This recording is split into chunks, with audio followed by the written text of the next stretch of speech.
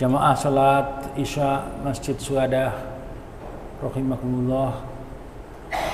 Marilah kita senantiasa memanjatkan puji syukur kehadirat Allah Subhanahu wa taala atas segala limpahan rahmat, inayah, barokah, kesehatan dan kesempatan, sehingga kita masih diberi kesempatan juga untuk menyempurnakan rangkaian ibadah Ramadan 1445 Hijriah.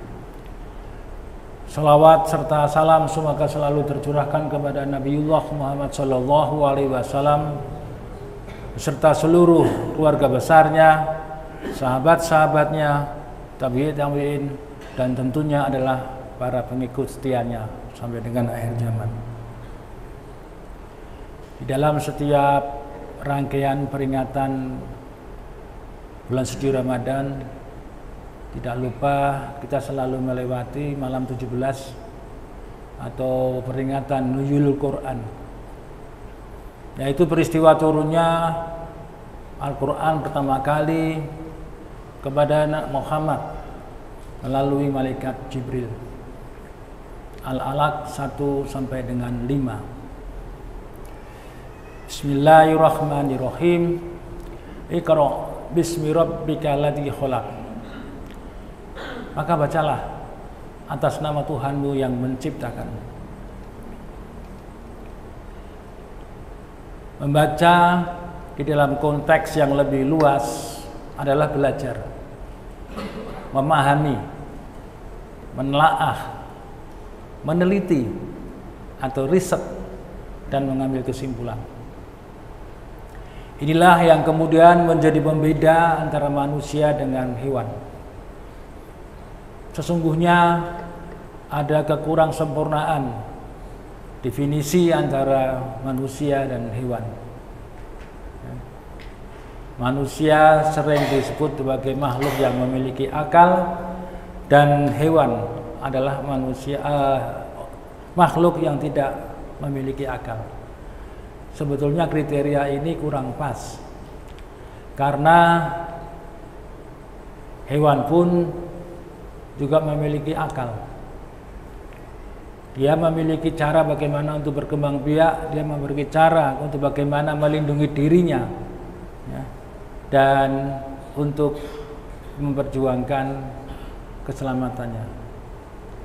Makanya bagi kita sangatlah susah untuk menangkap seekor belut di dalam kolam, karena belut itu punya akal.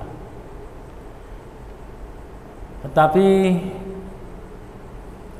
dalam At-Tin ayat 3 itu kita adalah makhluk Allah yang paling sempurna.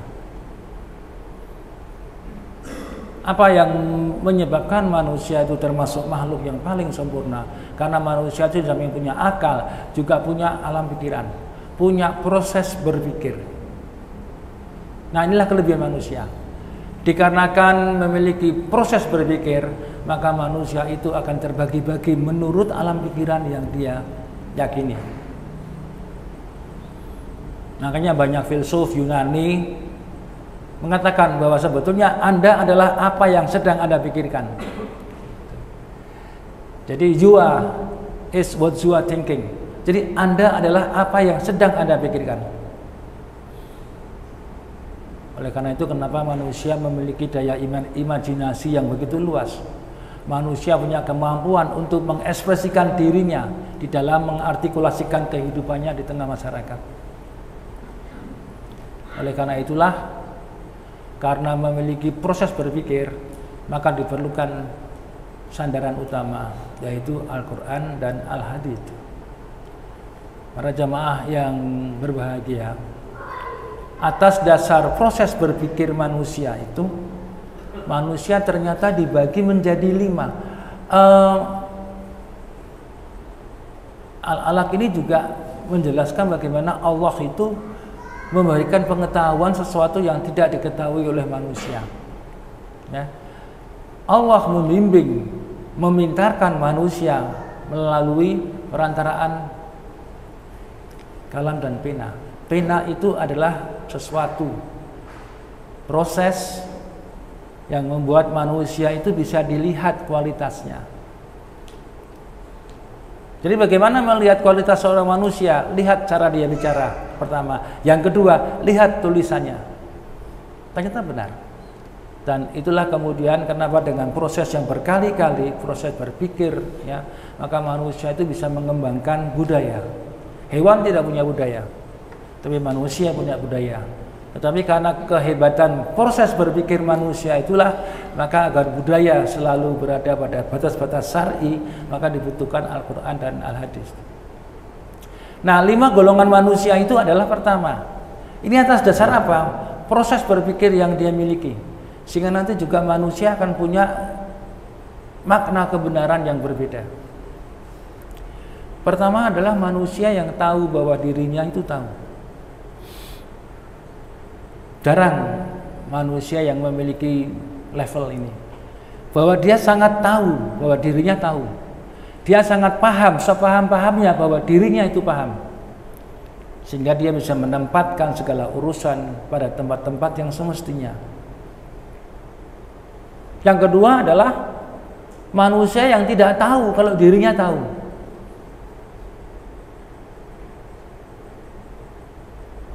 Jadi setelah kita beritahu, dia akan mengatakan, oh begitu ya. Dia sadar bahwa sebetulnya dia memiliki kemampuan untuk berpikir ke arah situ, tetapi dirinya tidak mampu. Kenapa? Karena memang manusia itu kualitasnya dipengaruhi oleh cara dia berpikir. Jadi yang kedua adalah manusia yang tidak tahu kalau dirinya tahu.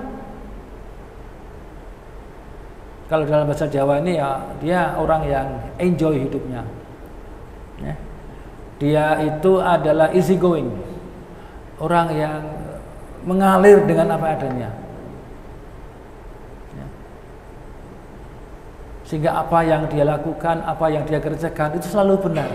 Tetapi dia sendiri tidak paham bahwa apa yang dia ajarkan, apa yang dia lakukan itu suatu kebenaran.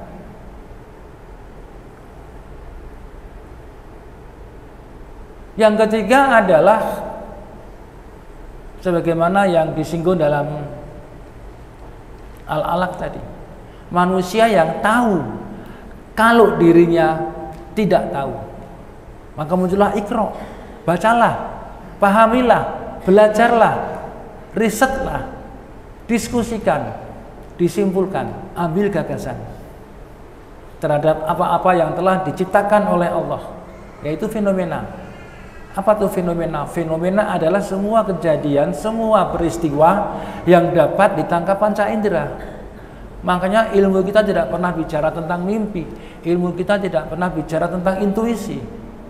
Tetapi ilmu kita selalu bicara sesuatu yang dapat ditangkap oleh panca indera. Itu yang ketiga.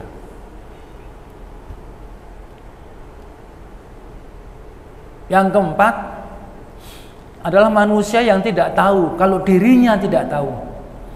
Dan ini perspektif dari manusia yang terbelakang. Tetapi kelompok manusia yang tidak tahu kalau dirinya tidak tahu ini paling mudah untuk dijadikan objek, paling mudah untuk dijadikan alat, bahkan paling mudah untuk dikendalikan. Saya tidak tahu di Indonesia itu apakah lebih banyak manusia yang nomor 1, nomor 2, nomor 3 atau nomor 4. Yaitu manusia yang tidak tahu bahwa dirinya tidak tahu. Dia tidak tahu bahwa sesuatu itu menjadi penting, bahkan dia tidak bisa mengetahui bahwa sesuatu itu menjadi penting. Itu yang keempat. Nah, yang kelima itu adalah manusia yang tidak tahu bahwa dirinya tidak tahu, tapi sok tahu. Itu golongan manusia-manusia perusak. Maka hati-hati terhadap golongan kelima itu. Golongan manusia yang tidak tahu kalau dirinya tidak tahu, tapi dia sok tahu. Jangan pernah berikan kekuasaan kepada yang bersangkutan, maka rusaklah dunia. Berikan segala urusan itu kepada ahlinya. Itu anjuran dalam Islam kita. Nah, jamaah yang berbahagia, dari konteks Al-Alaq tadi, kita bisa melihat bahwa sebetulnya kualitas manusia itu karena berpikir. Manusia yang tidak pernah berpikir, manusia yang tidak pernah menggunakan otaknya untuk berpikir, maka selamanya manusia itu akan menjadi orang-orang yang tidak akan pernah ada perubahan.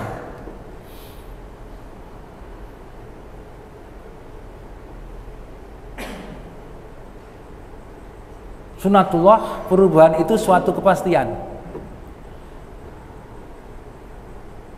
Ya. Perubahan itu pasti terjadi. Maka jangan pernah kita merasa kemudian harus berdiri berada di tempat posisi yang tidak berubah. Perubahan itu sunatullah. The change is a must. Perubahan itu suatu keharusan. Dan itu kita rasakan di tubuh kita. Kita rasakan di keluarga kita. Kita rasakan di karier kita, kita rasakan di puncak karier kita, dan kita rasakan pada saat puncak karier itu harus diberikan kepada orang lain, karena roda itu berputar.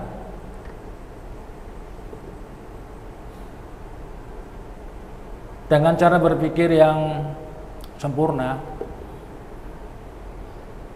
kita akan lebih tahu bahwa apa-apa yang ada di dunia ini, apa-apa yang kita kuasai, apa-apa yang kita miliki, dan bahkan apa-apa yang kemudian ada di hadapan kita, itu adalah sebetulnya penakar kualitas proses berpikir kita.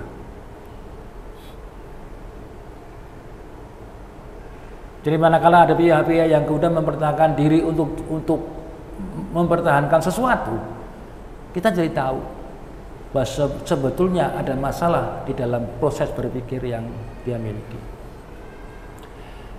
Para zaman yang berbahagia, akhirnya apa?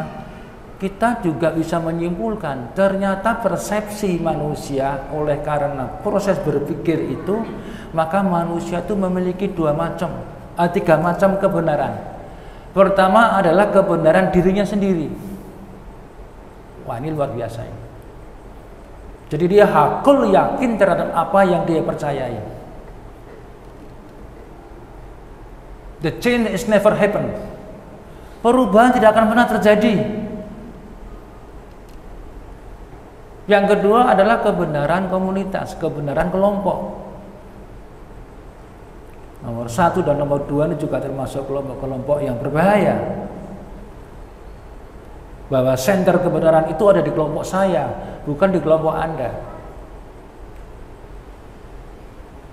Yang ketiga adalah kebenaran yang hakiki. Nah, kebenaran pribadi, kebenaran kelompok, ternyata sekarang ini bisa direkayasa. Benar itu the truth. Kebenaran itu the truth. Tapi ada lagi sekarang sebuah aliran pemikiran baru yang namanya pembenaran, yang orang disebut dengan post-truth. Post-truth ini akan masuk ke dalam siapapun juga, orang yang pintar, orang yang bodoh, orang yang biasa, orang yang punya jabatan, orang yang punya titel panjang-panjang. Kalau orang ini sudah masuk ke dalam tahap post-truth, kebenaran mati, maka dia tidak akan pernah berubah, dan susah untuk keluar dari post-truth itu. Nah, upaya pembenaran itu, post-truth, dilakukan melalui media massa, dilakukan melalui televisi, dilakukan melalui Facebook, dilakukan melalui Twitter, melalui jaringan informasi digital yang masuk ke relung hati. Salah satu keterjajahan manusia secara digital itu adalah kita tidak bisa menolak apapun yang masuk ke dalam WhatsApp kita. Kalau kita ada tamu yang tidak kita kehendaki, kita bisa punya alasan, maaf mas, saya segera mau berangkat, ini ada urusan penting. Bisa kita tolak. Tetapi bentuk keterjajahan digital, Bapak Ibu tidak bisa menolak. Apapun yang ada, silakan dimakan.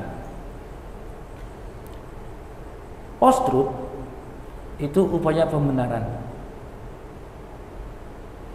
Jadi kalau saya menyiarkan setiap hari ratusan kali bahwa ayam berkaki 4, penolakan itu cuma di awal. Setelah ratusan kali data itu masuk ke handphone kita, ratusan kali data itu nyantel di alam bawah pikiran kita, maka kita akan membenarkan ayam berkaki 4. Itulah post-truth. Untuk berbagai macam kepentingan para jamaah yang saya hormati, biasanya post-truth itu adalah upaya untuk membenarkan sesuatu yang salah.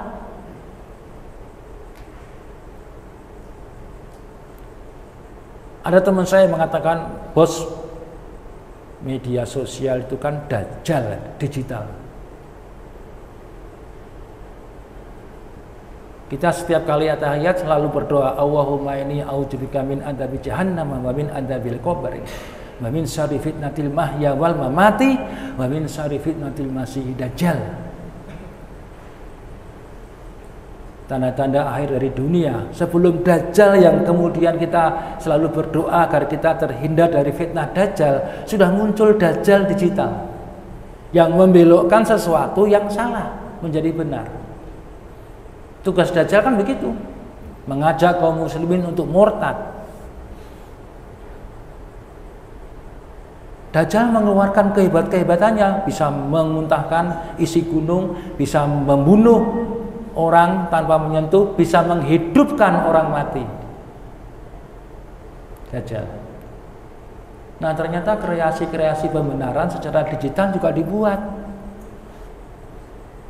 Ayam berkaki 4, ayam kampung berkaki 4, ayam bekisar berkaki 4. Suatu saat alam bawah sadar kita itu menerima itu, bahwa ayam berkaki 4.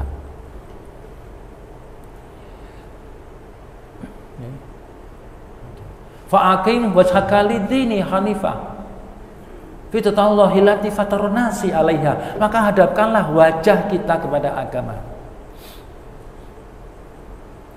yang menciptakan manusia atas fitrah Allah. Fitrah Allah itu adalah beragama. Beragama itu adalah paling utama, pintu masuknya adalah percaya kepada sebuah kekuasaan zat yang mengatur isi dunia dan diri kita. Dzalika dinul qayyim. Itu loh ajaran agama yang benar. Tapi kan kita itu walakina aksarun nasi la ya'lamun.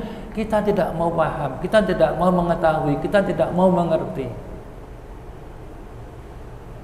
Akhirnya para jamaah Masjid Syuhada yang saya hormati, marilah sisa waktu puasa ini, masa iktikaf, kita kembali mengikuti ajakan Ar-Rum ayat ke-30 untuk memalingkan semua kepentingan kita hanya tertuju kepada agama Allah.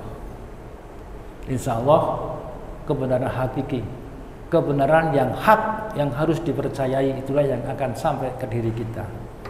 Nasrun minallah wa fathun qarib wa basyiril mu'minin. Wassalamualaikum warahmatullahi wabarakatuh.